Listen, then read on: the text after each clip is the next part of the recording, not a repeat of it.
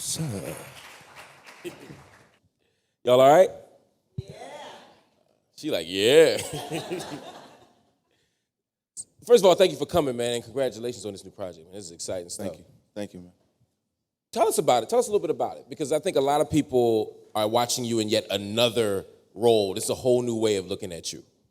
It's basically the way I describe the show is Resurrection is about what happens when ordinary people are faced with extraordinary circumstances. And in the case of the show, the extraordinary circumstances, people who passed away coming back to life.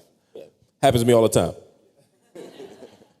But yeah, I mean, I describe it that way because that's how it resonated to me. It was less about the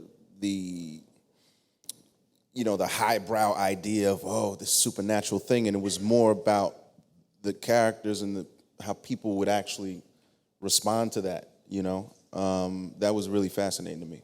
And it's an interesting thing to think about, because while we may never experience that, we do find ourselves in situations where we're forced to deal with something we didn't anticipate, and to wonder how people around us deal with stuff that they don't necessarily anticipate happening.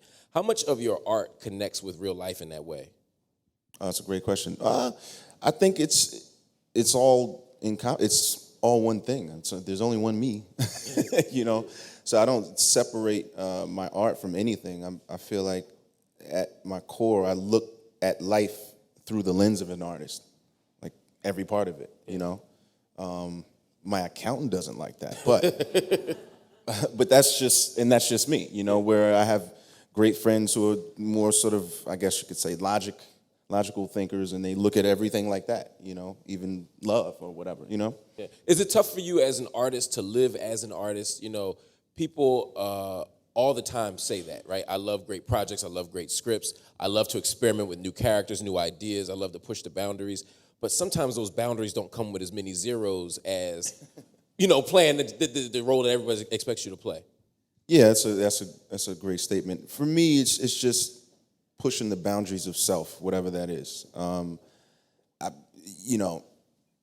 Business. I mean, money is a byproduct of what you do, and we're all in the rat race to try to win the lottery, as it were. But that's not the thing that brings me joy, And I feel fortunate. I've been able to connect to that since I was young, I guess, based on my upbringing, and so I've tried to keep that very simplistic thing. That I don't do things for business. Talk to me about that, because you mentioned your upbringing, because you come from right around here. You come from Brooklyn.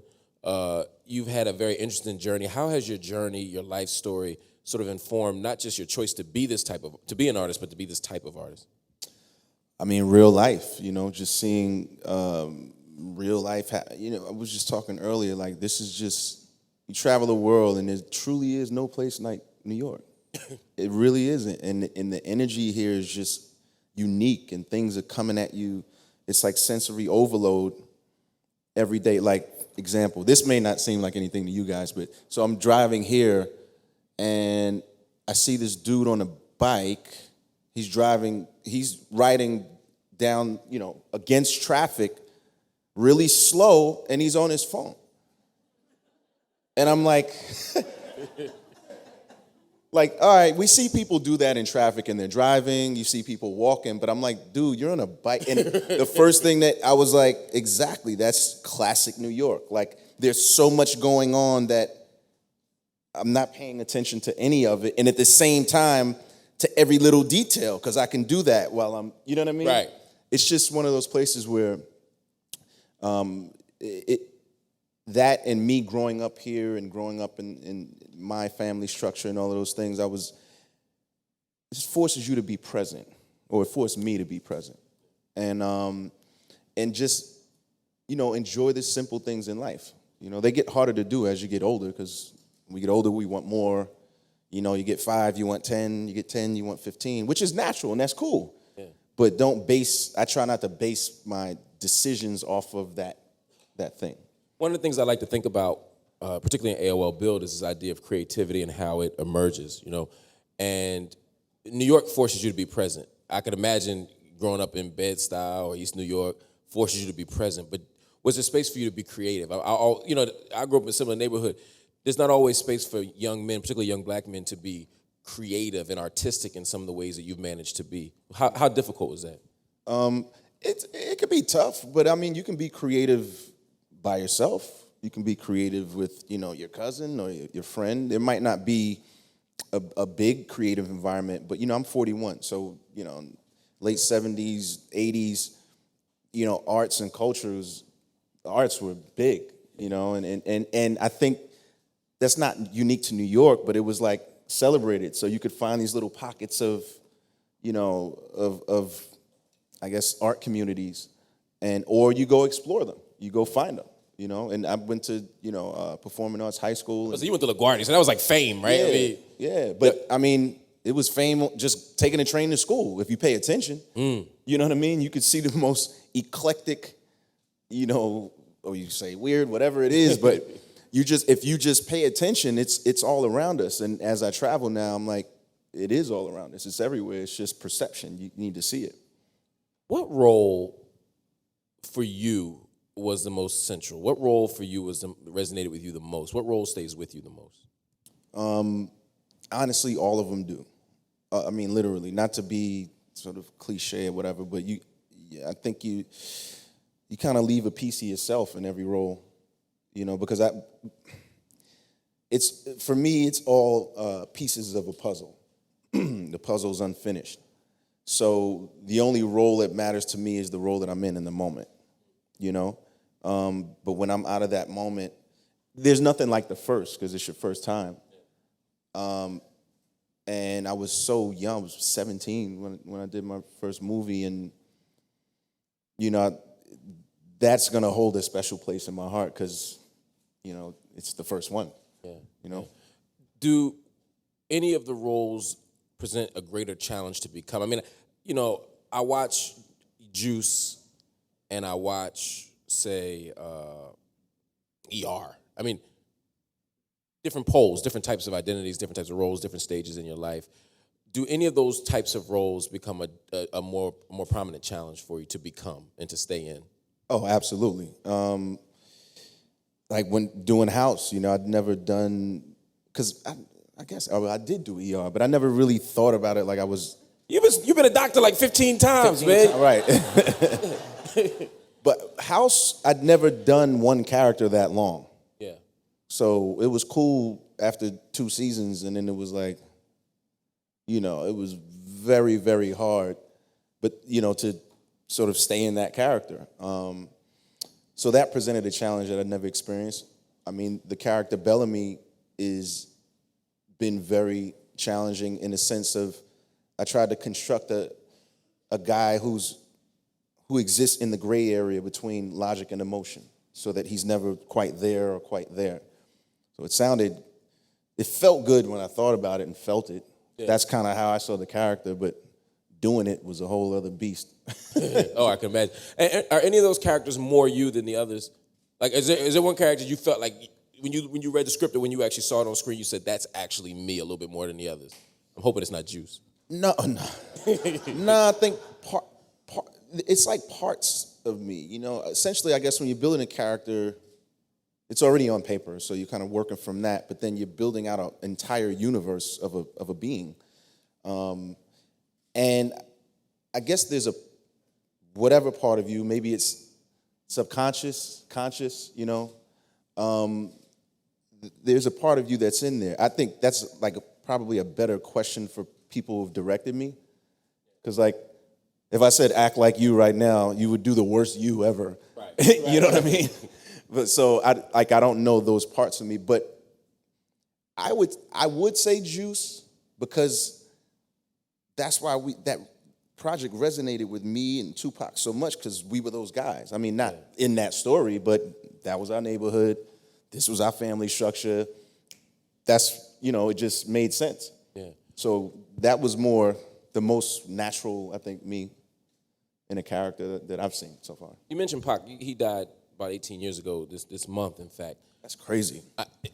You just instantly dated both of us. I know. Well, like splash. I was 2. I was 2 when he died. So, But what was it? What was his energy like on screen? I only knew Pac as the MC. I never got to know Pac as the actor, as the person on set, the person who saw this as a craft. What was it like working with someone like that? Pac had something in him.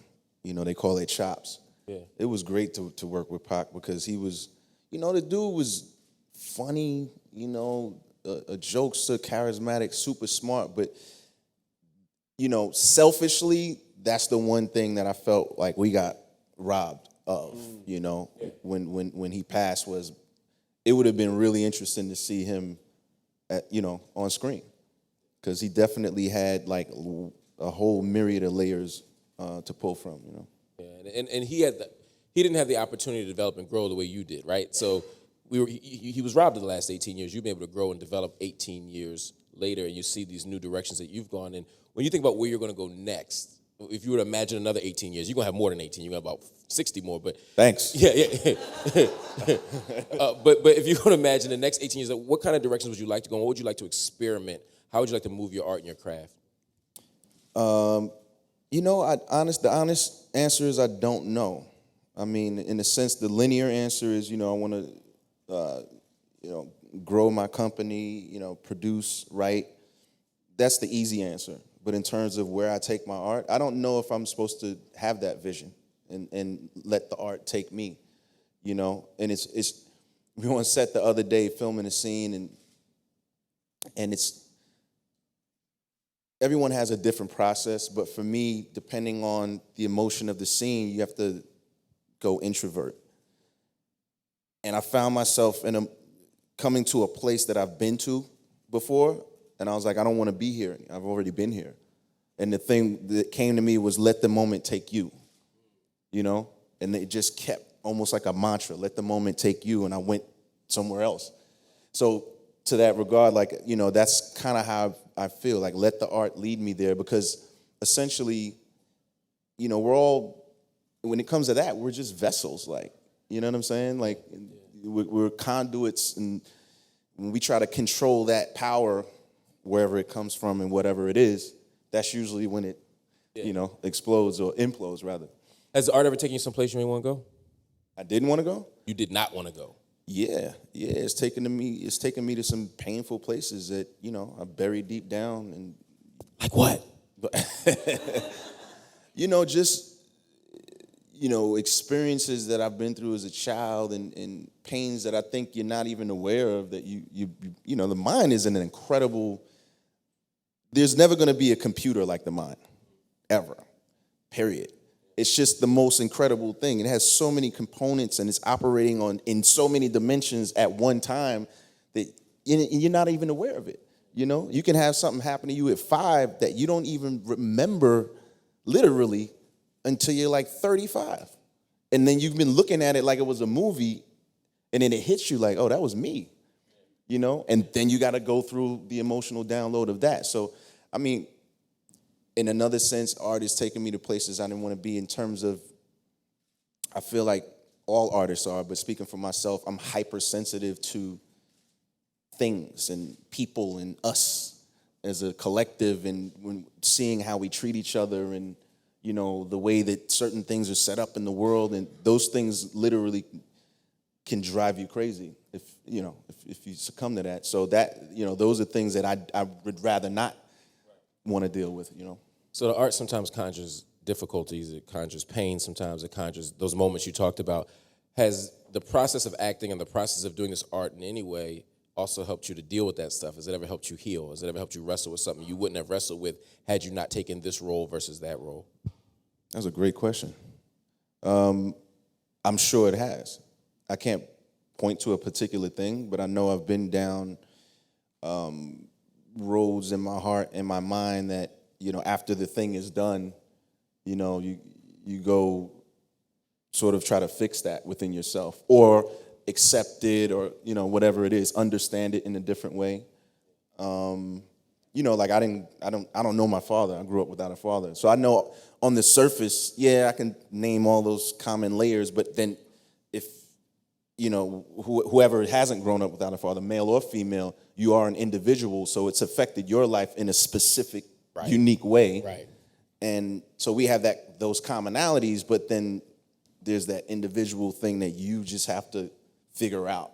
Right. So that, you're not carrying that baggage. So things like that. Yeah, no, that makes sense. And I wouldn't have let you off the hook that easy had you just said my father, because your characters are too nuanced for an answer to be that flat, right? Like, even when I watched Love and Basketball, it wasn't just a stereotypical relationship with a father who wants a son to do what he did, or a basketball player who wants to produce another basketball player, or a father who makes a mistake and hurts his family. I mean, there seemed to be a really interesting tension between you and Dennis Haysbert. Yeah, Dennis Haysbert, and how it plays out through your own relationship, and sort of, with Sanaa Lathan's character. And so it seems to me that there's a lot of complexity in sort of how relationships with one's father plays into how one moves through the world.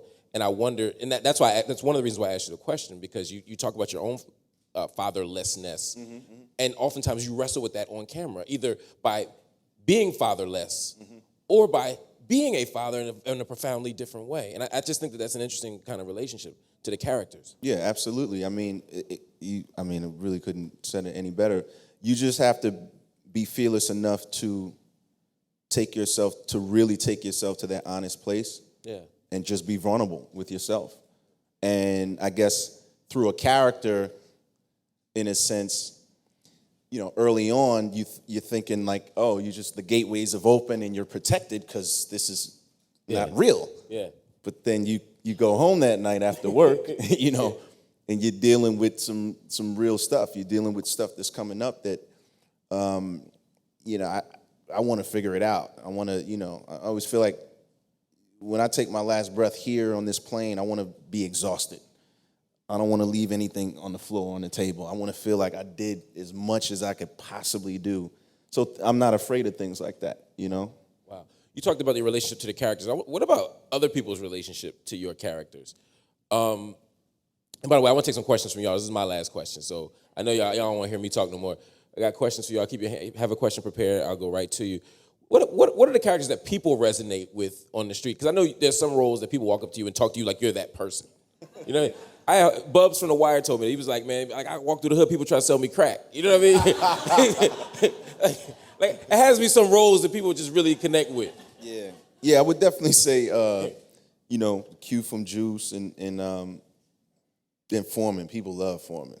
People either hated him or loved him, but they had a real strong respect. Even people that was like, I don't like him. I mean, I love him. He needs to do what he's doing. But, they just, everyone, people, I did a movie called Brother with Takeshi Kitano, and people love that character. And I'm just like, it's all, different audiences probably have different favorites, too. Yeah, I can see that. Questions? We're going to start, you have a mic? Yeah, because we're streaming, so I want to make sure we get the question in on the mic. Thank you. Hi, nice to meet you. How you doing? Good, thank you. I was wondering if any relationships with actors or actresses affected how you move forward as an actor. For example, Hugh Laurie is like a very quirky guy, and he's known for being very interesting in the way he works as an actor. Did the way that he acts and the way that he actually takes on a set and thinks about his character affect how you do that? That's actually a really good question. Didn't affect. I think that first of all, Hugh Laurie is like brilliant, like literally a brilliant art. Just one of those. He's not a savant, but almost like knows a slice of everything type of deal. With me, I'm a really good student, so I like to learn, and I observe and I see what your process is like we all have a different process as an actor. I want to get deeper into mine and figure out how to master it and make it. But I learn from the greats. I learn from those who are really good at what they do. But I also learn, I can see other things like, I might go that way with this, just in terms of, everyone's different, man. Everyone's, with the acting thing, there's certain people, it's like they're doing a character and you got to call them that character and like the whole, and I respect that because that's how focused you are, With me, it's when the camera's on, I'm on. Yeah. When the cameras are off, that process is for me. I'm introverted with that. I go into my space and do what I need to do so that when I come out, it's like a rabid lion ready to attack, and then he turned the lights. So I definitely have learned from Hugh certain things because it was abnormal. We both kind of have OCD, but and this is odd to say, but Hugh was very present. And that's sort of weird because you would think in acting you're present, But he was like, it was uncanny, like his attention to detail, like that's why the set had to be so quiet because he could hear something like a block away, and it didn't fit into the harmony or the melody of what we were doing, And that's something that I kind of picked up on that, my sensors are a little bit stronger now. Question back there. Love Resurrection. The fact that the show takes so many plot twists and turns over the course of one season or even multiple seasons, as an actor, how much do you know in advance about where the show is going during that season? Do you know how the show is going to end, or do you only know on a week-by-week basis, this week this is going to happen? And the second part to that question, is that what you would prefer, or would you want to have more or less information in terms of where the show is going in general? All right, so I'll answer it backwards. If my character is gonna die at like the end of the season, I want to know that. I need to know that. But honestly, it's we don't really know. We're finding out week to week, unless it's like a big, unless it affects like there's a character triangle, and they don't. And it's not that the writers don't want you to know. It's because the scripts flip over so fast. Like, they'll have like basically a director's draft, and by the time there's what's called a production draft, that's the first one they send out. There's already been 4 drafts before that, and by the time we get the production draft, which is usually, let's just say 3-4 days before we're going to start shooting that, there's already another 2 drafts. So they're changing so much at such a rapid pace, they don't want the actors to get locked into a thing, Well, what happened to this scene, or why did this dialogue change it? You know what I mean? Because it's that story science is constantly evolving. But for me, I love it like that because, again, talking about my process, like, I like to keep things fresh. I don't like to be in here. I like to be in here. So it just comes to me, in terms of memorizing all that stuff, that's on the day. Like, I read the script one time, and I for some reason, I just got the whole thing. And I like it to be fresh in terms of the storylines, and because then it's kind of like I'm experiencing, like you guys, like, oh, I didn't see that coming. You know what I mean? We had a question up front. Last question. Hi. Building on the first question, I was just wondering, would you say that there are any notable female role models in your life that have helped guide you in life and career, any such thing like that? Oh, absolutely. I mean, my mom that's a pillar in my life. My mom is, we all think our moms are amazing, but my mom is extra amazing. Right. But my mom is just an amazing woman, and she's always been supportive of me.